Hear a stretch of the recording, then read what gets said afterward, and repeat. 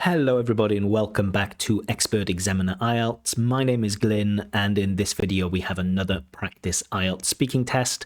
This one is with Shukufa, stress on the last syllable, who's in Belarus. And I think you're going to enjoy this performance. This was a really incredible performance from this candidate. Remember, if you'd like to have your own practice IELTS speaking test with feedback, or if you'd like me to check your IELTS writing tasks, then join one of my groups. I'm on Facebook and Telegram. Telegram is definitely the more active of the groups. Anyway, let's get into the test. Enjoy. Good afternoon. My name is Glyn. Would you please tell me your full name? Hi, my name is Shukufa and my surname is Suleimanova. And what should I call you? Shukufa, stress on the last syllable. Okay, thank you, Shukufa. Now, in this first part of the test, I'm going to ask you some questions about yourself. Where do you live? I live in Belarus, which might be surprising to some people because I don't look Belarusian. I'm ethnically Azerbaijani, but I was born and raised in Belarus, so I always tell people I am from Belarus. And which town or city do you live in? Minsk, the capital, which I really love and appreciate. And what do you like most about Minsk? Ooh, I like, okay. The first thing that comes to mind are things that I don't like about Minsk. Weird. What I like about Minsk, I think it's a bit of a like cultural scene in Belarus. If you want to see like the best exhibitions or the best concerts, Minsk is the place, to find them in. And secondly, I guess job opportunities because in my hometown, Mogilov, it was really hard to find a decent job with really like maybe good benefits. And in Minsk, it's much easier to do. And what would you like to change about Minsk? Okay. I think the architecture can be a little bit bleak. Like it is depressing. Certain places have this like Soviet-like aura about them. So if we could add a little bit more color to make it pop more, that would definitely make Minsk a more like visually appealing place. Mhm. Let's move on and talk about sports now. Do you play any sports? No, I used to hate sports with a passion. I don't play any sports, but now I've taken up some running and some strength training. And what kind of sports did you have to do when you were in school? Oh my God, basketball. And my only role on the field was not to get hit by a ball. So that was a little bit of a traumatizing experience. And yeah, ever since then, I've been kind of, wary of sports. And do any big sporting events take place in your country? Yeah, hockey stuff, football stuff. I even had to like not participate. I had to attend one of the hockey events with the president of the country. So that was an interesting experience, a unique one, which I'm definitely not intent on repeating. And how often do you watch sport on TV? Never, but I do find never, almost never. I do find figure skating fascinating and quite aesthetically pleasing. So sometimes I watch Yuna Kim, the Korean figure skater. She, moves like water, and it's quite beautiful to watch. Now let's talk about repetition in daily life. Is there something that you repeat every day without thinking about? Probably something that everyone does. At the moment I open my eyes, I instantly open Instagram, Twitter, Telegram, YouTube, so on and so forth. So I get this like very quick dopamine fix in the morning, and then I go on about my day. And do you enjoy routines or do you find them boring? I find them quite restrictive and boring, so it's very important for me to have a sense of novelty every day. So, for example, the moment I think, okay, every day I have to like run, everything in me just resists this idea. So I try to, change up my routine a bit. And have you ever tried breaking a habit?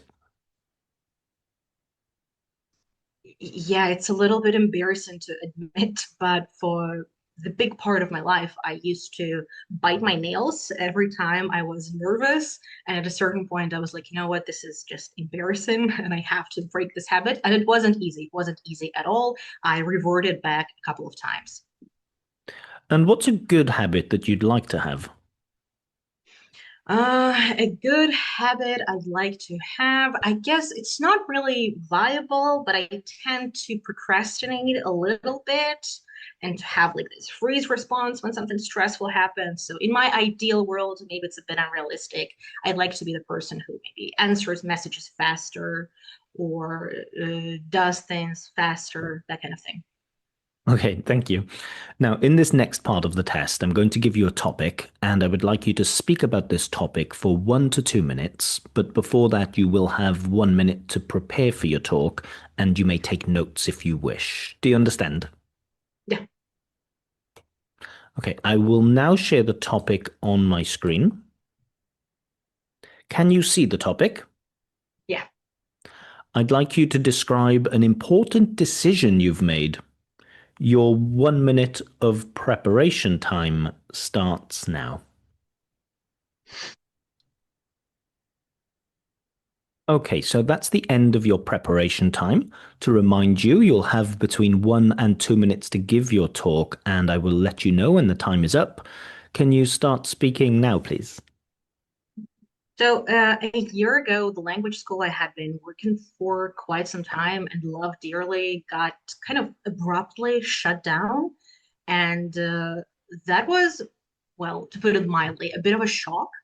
And I had to decide pretty fast if I want to continue working for a company, which were honestly way worse than the language school that I used to work for, or if I would go freelance. And the factors that I considered were, when you go freelance, there is more freedom and there is more flexibility.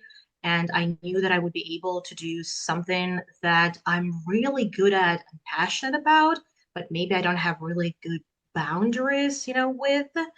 And on the other hand, with being employed, there is stability, there is predictability. You kind of get to mentally, clock in, clock out at the end of the shift. And I really treasure that feeling. Some people say you don't have to love your job, it's just a job. But at the end of the day, I was like, your work takes up so much of your energy and your life. I might as well do something that fills my cup, that fulfills me creatively. So I decided to go freelance. I really took huge risks, and I had to confront a couple of fears, but in hindsight I'm really glad I made the decision. Okay, thank you. So you've been talking about this decision you made to go freelance with your teaching. Let's talk a little more about influencing decisions now. What factors usually influence people's decisions? Oh, I think first, like, potential future like consequences, either negative or positive. We tend to be a little bit like, strategic with our decisions. Secondly, maybe how other people view us, because some people say, "Oh, it will be embarrassing if I do this," or other people will approve if I do this or that. Yeah. And do you think people are more influenced by family or by friends when making decisions? Depends on your values, who you trust more. Personally, okay, I trust my friends more because they are in the same line of work that I am. They are the same age as me, so I turn to them more. But when I need like emotional support, not like sound decision making advice, I turn to my mom. But I never take advice from her in other fields and other stuff. And how do you think advertising affects the choices that people make? I think advertising nowadays really takes advantage of our maybe like fears because they really tap into our insecurities. There is this like sense of urgency or like this social aspect that you have to keep up with other people. They might tap into our fear of going broke. So advertising might, exacerbate basically our desire to buy something. So do you think advertising generally has a negative influence on people's decision making? I think there is certainly unethical advertising that kind of forces you to make quick decisions or kind of makes you emotional. So I don't think that advertising inherently is a bad thing. Advertising is great. I think every person needs to market themselves. But I do think there are just like ethical and unethical ways to do it. Do you think there's anything consumers can do to protect themselves from possible exploitation from advertisers? Yeah, do not buy into discounts because you are actually losing money. You are not gaining money. That's, a bit of a cognitive fallacy. And secondly, do not be tempted by like urgency. This deal will end in 24 hours, and if you don't make it, you're gonna lose out. So that's what helps me. I made the decision once in my life. I regretted it, and now I've become like more careful and conscious with advertising. Mhm. Let's move on and talk about important life choices. What are the most important decisions people typically make in life? Choosing a university because it kind of can influence the trajectory of your life. Choosing a partner because, again, I don't want to sound dramatic, but it can make or break your life because partners can be maybe toxic, maybe supportive. They play a huge role in our lives. And I guess thirdly, the career that you choose influences your life a lot again because it takes up just so much of space and time in your life. Some people say that the decision of what to study in life is made too early by people who are like 17, 18. Do you agree with that? I do. I think that it would be because when you are young, you don't know the job market, you don't know your strengths, your weaknesses. So sometimes we might be, well, we are, I would say, rushed into making this pretty sometimes life-defining decision pretty early on. However, I do think universities also could help because they could help you switch maybe between majors, some point into your university track. And does technology help us to make better life choices? I want to say yes. I want to say yes because I think you get like bigger access to more information. So you get to see some reviews, you get to research uh, the advantages and disadvantages of buying a certain thing. Um, yeah, and you can find some, unbiased, independent reviews of the product you want to purchase. How can we tell if those reviews are unbiased? It's a tricky thing to do, but ideally you want to look for if there is some affiliation link, if this person has been sponsored, and the more you exercise critical thinking, the more you can tell whether a person has been sponsored or not. Okay, thank you. That is the end of the test. Okay, so I hope you enjoyed this practice speaking test. Please do let me know in the comments section what score you think the candidate deserves for this performance. Is it an obvious 9, or do you think there's anything stopping her from getting the 9? Please let me know. As always, I'll make my own follow-up video with my own thoughts, comments, feedback, analysis, and importantly, with my own marks. That video will probably go up tomorrow.